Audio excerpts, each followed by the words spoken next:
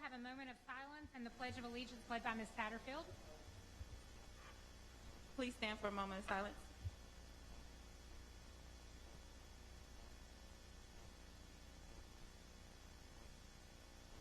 The pledge. I pledge allegiance to the flag of the United States of America and to the republic for which it stands, one nation, under God, indivisible, with liberty and justice for all.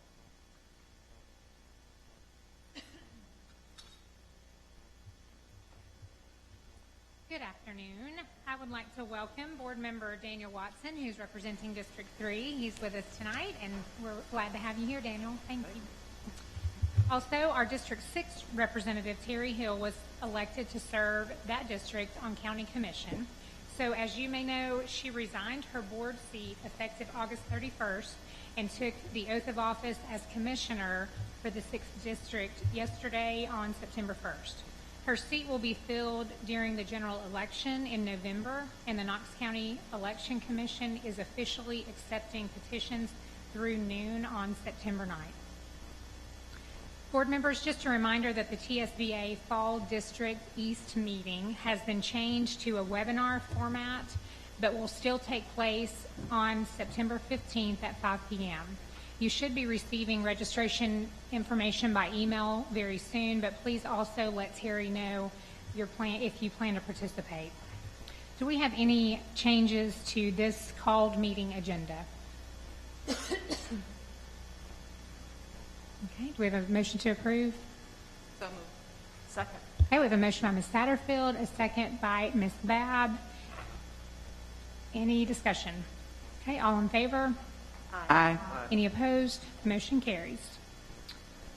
Okay, and so this called meeting, the purpose of this meeting is to reorganize our board for the 2020-2021 school year, and the floor is now open to nominations for board chair. Ms. Babb?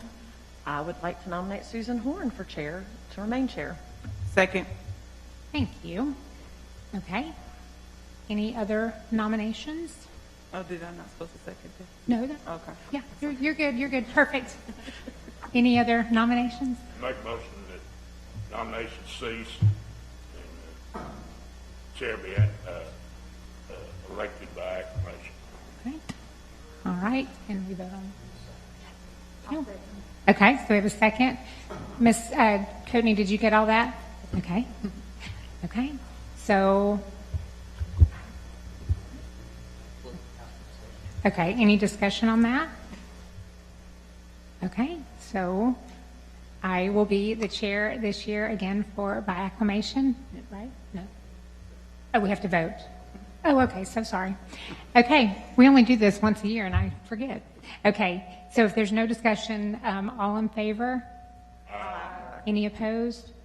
Motion carries. Okay, thank you all very much. I really appreciate your confidence, and I have enjoyed being the chair this past year, and so probably continuity right now is a good thing, so thank you. Okay, and now we will elect our vice chair. Do we have nominations for vice chair? I nominate Board Member Babb. Okay, we have a motion by Ms. Satterfield, a second by Ms. Christie for Ms. Babb. Do we have other nominations? Okay, do we have discussion? Okay, all in favor? Any nays? Motion carries. Congratulations, Ms. Babb. All right. And board members, Terry will send out a list in the next probably in the next few days regarding the board committees that need to be filled for this coming school year. And if you would look over those, and if you have specific ones that you're interested in, if you'll let her know, we will take a look at that, and those will be announced at our October meeting. Okay. All right, and so this meeting is adjourned. We will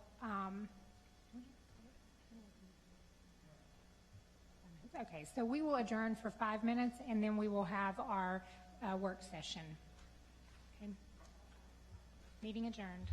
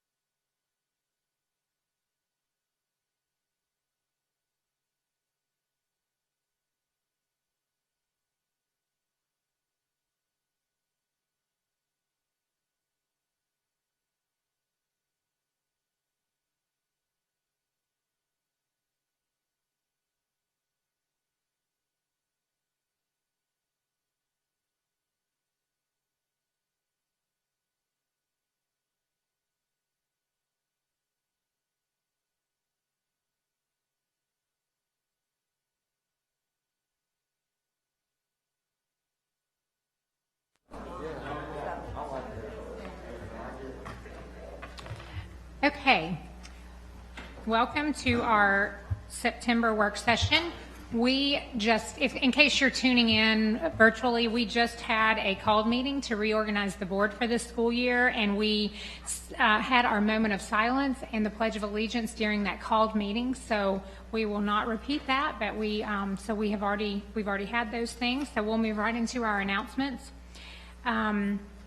And once again, I welcome Daniel Watson at our 5 o'clock meeting. But Daniel, welcome again. We're glad that you're here representing the 3rd District. And also, in case you're just joining us, as you are probably aware, Terry Hill, who is the 6th District representative, was elected to serve that district on County Commission, and so she resigned her position on our board on August 31st and was sworn in as a commissioner on September 1st. The Knox County Election Commission will be accepting petitions for that vacancy through noon on September 9th, with the vote being taken during the November general election. Okay, do we have changes to this meeting agenda? Okay, do we have a motion to approve? Second. Okay, we have a motion by Ms. Satterfield, a second by Ms. Babb. Discussion? Ms. Satterfield, did you have any discussion? No. Okay. Anyone? Okay, all in favor? Aye. Any opposed? Motion carries. Okay. Okay, and now we'll have the superintendent's report. Mr. Thomas. Thank you, Madam Chair, members of the board. Several updates for you this evening. I'd like to begin by thanking our students, families, teachers, and other school employees for all of their work to make our first 8 days of school a great success, so yay. We've said all along that this is a very different year, and there will be some challenges along the way, but I do think we've gotten better every day, and that we're smoothing out some of those bumps in the road, so we'll continue to work on the challenges and make sure that we're doing the very best we can do each and every day. I visited several schools last week, got a chance to watch some of our virtual teachers in action, virtual program teachers in action. I was so impressed to see them not only providing instruction, but also helping students navigate new technology, troubleshoot issues related to their Wi-Fi connection, their Chromebooks, or the district's online platform. Also got to see the new health and safety protocols that are in place for in-person students and staff.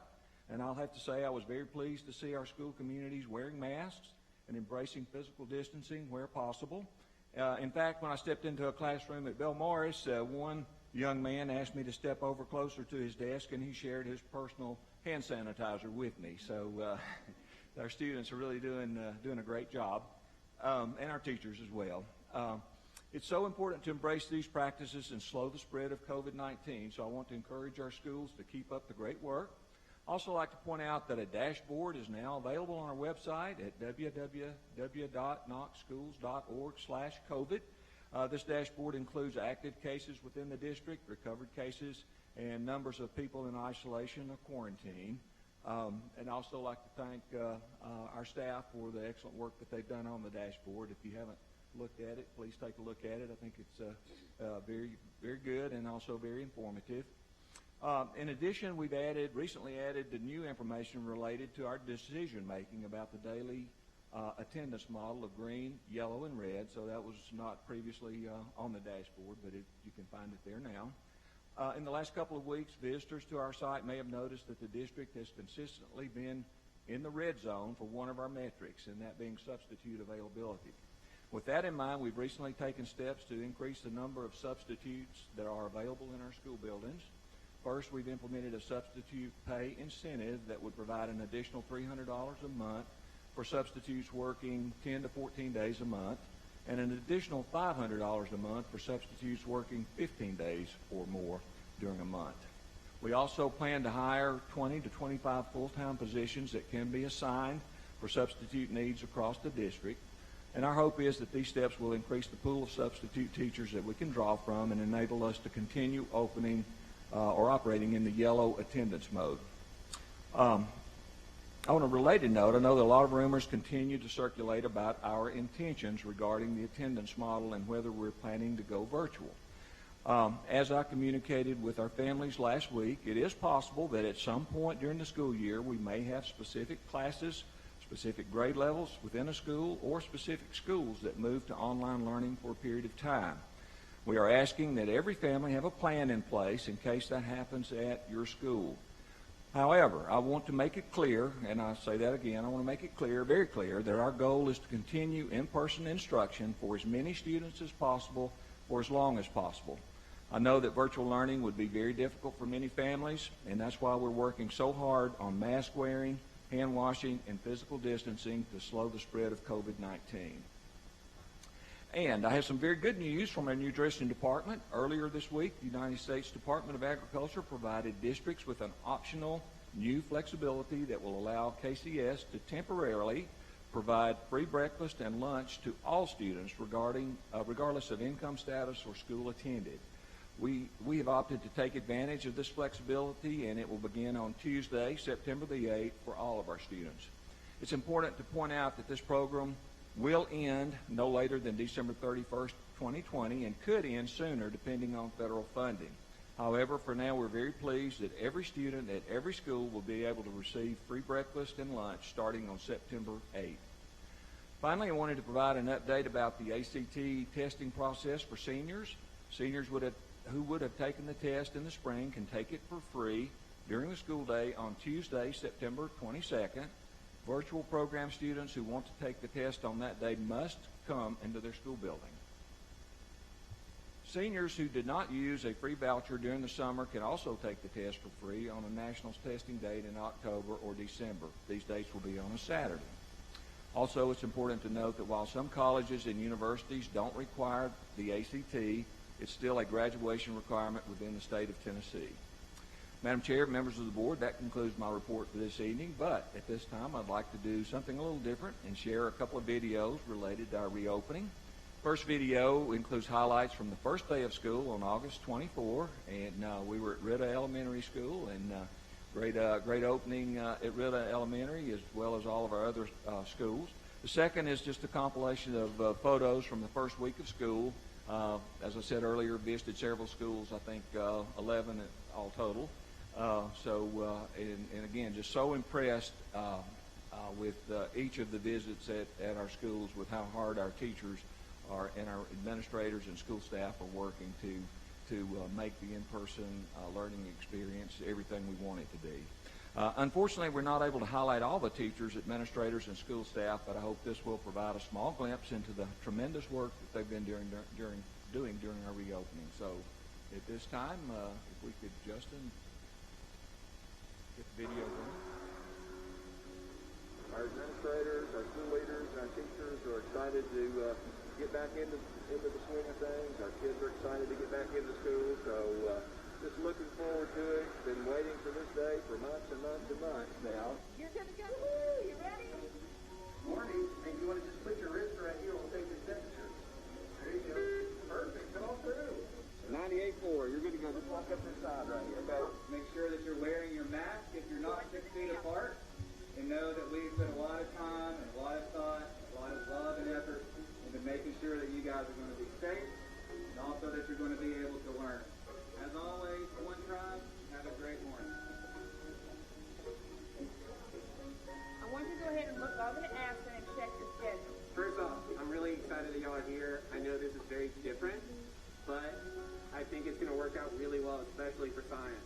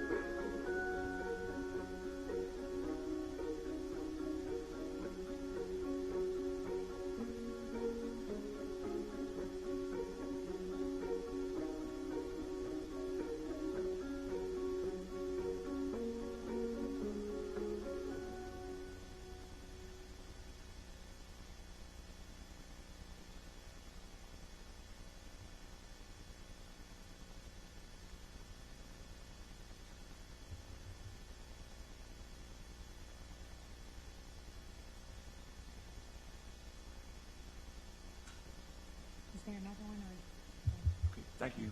Thank you. Thanks. That's wonderful. So much time and effort and energy has gone into school opening this year. It's incredible. Okay, we will turn to the discussion of our September 9th regular session agenda. Board members, before we start that discussion, I wanted to mention a couple of updates.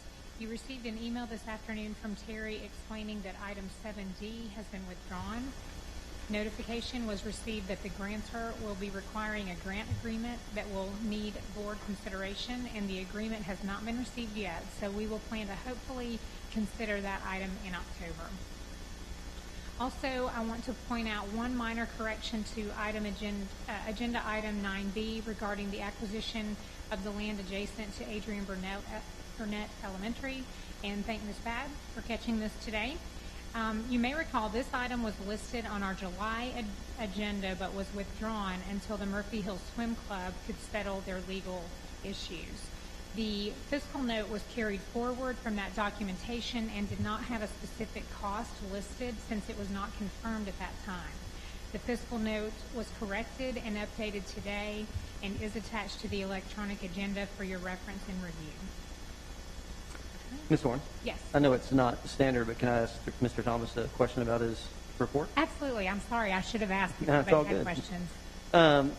Mr. Thomas, I know that this has been an unprecedented season in Knox County schools, leading all the way back to March. And I know you guys have been working diligently, and I think everybody sees that. And the video was a great representation of all the really good work that's gone in.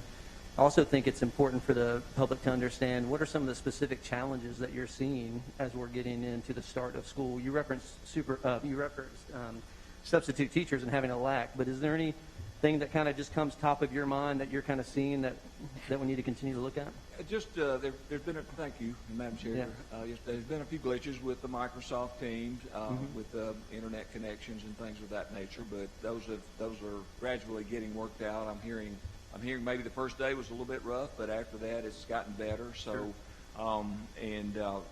Just work with the students in terms of their familiarity with their laptops and getting them on the canvas and right. Just doing all those kinds of things. So it's been actually, compared to some stories I've heard about other districts that have had issues, ours has gone extremely well. Good. It's thanks to our IT staff and also the work that in John's department of Teresa Nixon, working, and Shannon Jackson working with our teachers and so forth. I'm just really, I heard from teachers about, hey, I was concerned about this, didn't know that I could do this. I mean, one teacher almost teared up on us and just told us how proud she was of herself.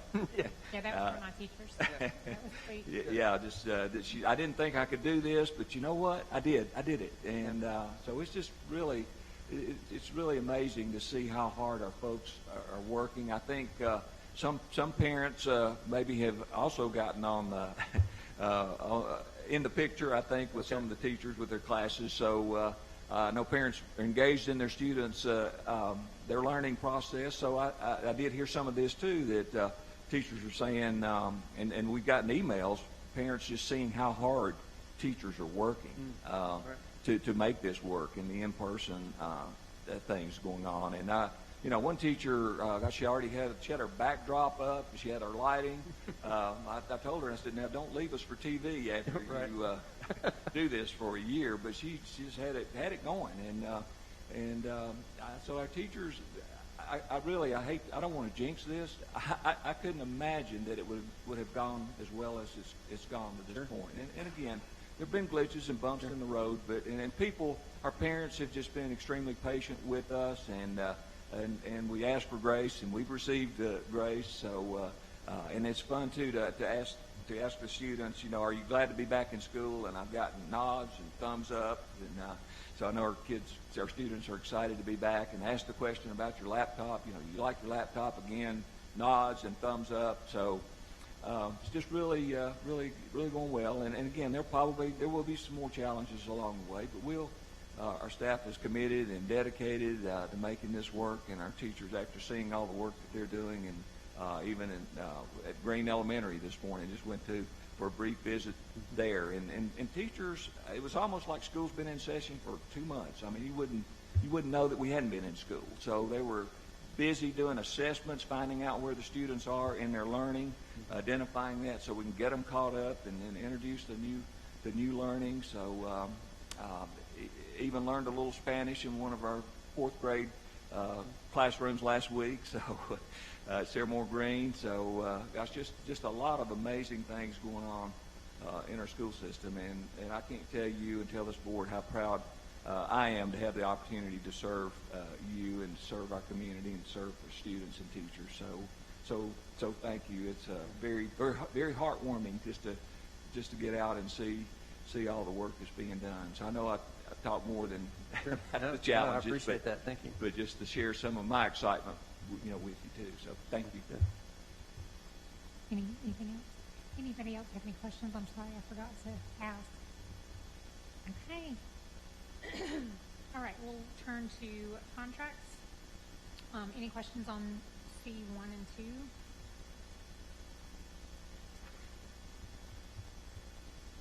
Three or 4?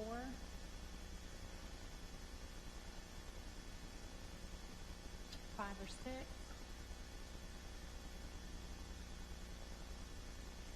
7 or 8? 9 or 10?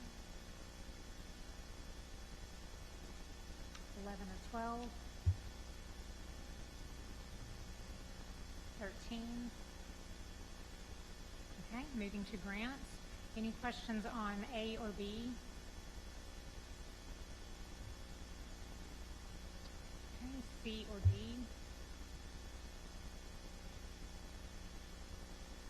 E or F?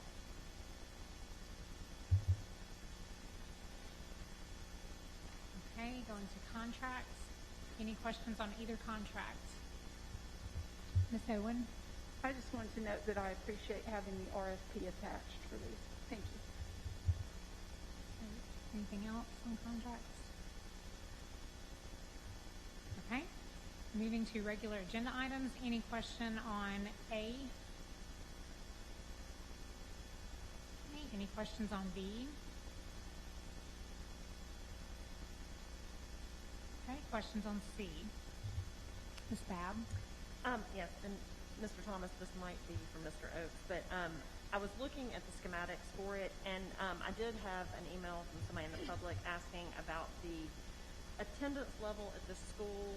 And when I was looking at the schematic, one question I had, is there room for the school to be expanded? It did sort of look locked when I was looking at the pictures. And the other question I had was about the playground space. It did not look like a lot of playground space for a fairly large school, so maybe you could kind of talk about that also. Mr. Oakes? Thank you, Madam Chair. As you look at it, the school as it is currently designed is for about 900 students with an addition to take it to 1,200 students. Because if you look at the schematic, there's area there to show an addition, or there's dotted areas that the that dotted show. line? Okay, Yeah, that's the dotted line where it can show an addition. And normally, what we do in these kind of things is we will bid when we bid the final design. We'll bid it with an alternate to go to 1,200 students. That's what we did with North Shore. If we get a good price, we can accept that alternate, and we'll build the school for 1,200 students to begin with. But otherwise, it will be at about 900 students. And the concept zone that we shared with the board when we proposed this a couple of years ago would basically pull about 450 students out of Hardin Valley Elementary School and about 300 out of Carnes Elementary School. So the new school, as it currently sits, if the board approved the concept zone or something similar to it when we get to that point, would open with about 750 students. So it would have some room to grow, and it would give Hardin Valley and Carnes room to grow back as well. I guess that's the question I do have. So if we took from Carnes Elementary and Hardin Valley Elementary, would those schools then have a little bit of capacity, or is it basically going to get them down to? They'll have a little bit of capacity. They won't have 500 students of capacity, but they'll pick up a little bit of capacity. And on your playground question, we'll work that more as we get closer and into the design process and do the final design. Normally what we'll do with elementary schools is we'll provide a couple of playgrounds. There'll be one for the lower grades and one for the upper grades in the school, but we'll find a way to work those into the process. We have plenty of space available on the site. It's just, figuring out how to use it as we go forward. I mean, it does, I kind of agreed with this person that emailed. If the school starts out at 700 and there's not much capacity at Carnes and Hardin Valley Elementary, and this is not a issue for us, but for the county and the zoning and everything, that's just where more neighborhoods go. And so I could see this person's concern about, where we're already going to probably open being full. And well, there's that concern. I saw the same email that you saw, and there are a number of things that we have to consider when we look at it. Is we try to keep our elementary schools generally not to be bigger than about 1,200 students. Sure. Rarely can you fix a population problem with one school or just looking at one school. And right now in the capital plan that the board approved, you approved doing a feasibility study for how we address the elementary growth problem in the Farragut zone. And so that's ongoing, and we hope to get some information back out of that by about the December time frame, so we can look at how to build a capital plan going forward on that. In that email too, there was a suggestion that we do a 20-year projection, and that is really problematic to do, because the further away we get from today, the less accurate we are, and we don't really do growth projections. We do enrollment projections. We take those growth projections from the MPC, and we apply what we understand are our enrollment trends to that, and we come up with a growth projection. But to do something 20 years out would cause us to have to make a whole lot of assumptions to get to a number, and that would be everything from fertility rates to economic assumptions and population shifts. And when you're trying to do it for a very small area, which is a school zone, the chances of being wrong are phenomenal. But the bigger the area you get that you're working with, the more likely you are to be able to do an accurate projection. So, the other piece of that too is when we're spending money and investing in projects, we want to invest in projects that we're going to touch right now and that are going to affect folks right now. If we go back and we're building something for 20 years from now, even if we get it right, we're going through a process where that may not be fully utilized for that period of time, and we could have better invested that money now somewhere else and hang on to it till we're closer to when we need it and invest the money at that point. So it's as much art as science when we're trying to figure out how to address these things. And I've had something with you before. I hope that we continue working with our commission, because I do think it's very much if we keep building it, there's going to be a lot of kids, and we do have to have schools, and it's one of these things that we have to be working with them, having those conversations, and all of the decisions made on that side of the street have implications on the commission. So I just hope that we will continue to work well with them on that. And I think we've got a good relationship there. We certainly don't want to do anything to make it otherwise. But it's having gotten old and lose your train of thought. But we'll continue to work. Thank you. Yeah. Mr. Watson? Yes, this may be a. Thank you. Oh, thank you. Now, this question may actually be for Ms. Oates. I'm sorry, Dennis. I have a question related to the design. I know this is not the final design of the school, but I'm curious how much your department right now is influencing the design of new schools, especially as we move more into being trauma responsive as a school system and thinking about restorative practices. How much is your department influencing that, and is there going to be any designated spaces in schools as we build them? like a sensory room or something like that. Those are not called out in this design, but I also know it's a very preliminary design. What this design is it's a schematic Sure, design, right. and it'll basically lay down how we go forward. We'll make some tweaks to the design and how it goes together as we go forward. Yeah. But those we won't necessarily bring back to the board unless it's a major change. We haven't specifically talked to Ms. Cook's department on that, but we certainly can let her take a look. And there are some things in the design that we've done over the years, and that we've incorporated in our designs to support special populations. Okay. Any other questions? Okay, Mr. McMillan? Thank you, Madam Chair. It's just a comment. It's not a question. I guess there's probably 3 or 4 people that sit around to remember this. I won't get into specifics, but when we were talking, Russ mentioned that we have a good working relationship compared to some that we've had several years back.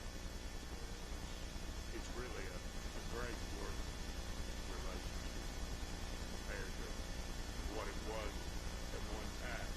Russ has been around long enough, Superintendent, to remember that. But that's all I had. Thank you. Thank you, Mr. McMillan. Okay, any other questions? Okay, that is, okay, now we will, move to public forum. There is no public forum. Okay, well, and we'll go right on into work session. Ms. Patterson? Yes, I just want to just thank our maintenance staff for the work that they're putting in over these last few days of even getting us open and keeping us open for as long as we are. I had the opportunity to go visit some schools and saw fresh paint, which just looked really beautiful, and the kids look really excited to be back. So big shout out to our maintenance staff. Okay. Mr. Watson? Yeah, I just wanted to express thanks just for the opportunity to be here and to serve and to be involved in the system that impacts all of our families in Knox County. So I appreciate the honor, which is weird to be called honorable. I'm much more hope that I'm not known as that, but as somebody who's dogged and works hard for our kids. So I appreciate all the work that's been done. And my wife is teaching right now at Beaumont, so I've gotten to see it through her lens as a teacher, and really appreciate all the tremendous work that our administrators are doing and the district as a whole. So there are no easy solutions right now, but I appreciate all the efforts. I'd like to follow up on what Ms. Satterfield said, not only maintenance, but I had reached out to all the principals in my schools in my district to tell them how much I appreciate what they're doing, but it goes way beyond what they do. I mean, the administrative staff across the county, I know have been working tirelessly since March. I mean, they never got a break. And then I got the opportunity to visit Rocky Hill, and I would love to see this in all the schools, but seeing the teachers in person under these new conditions, and then we got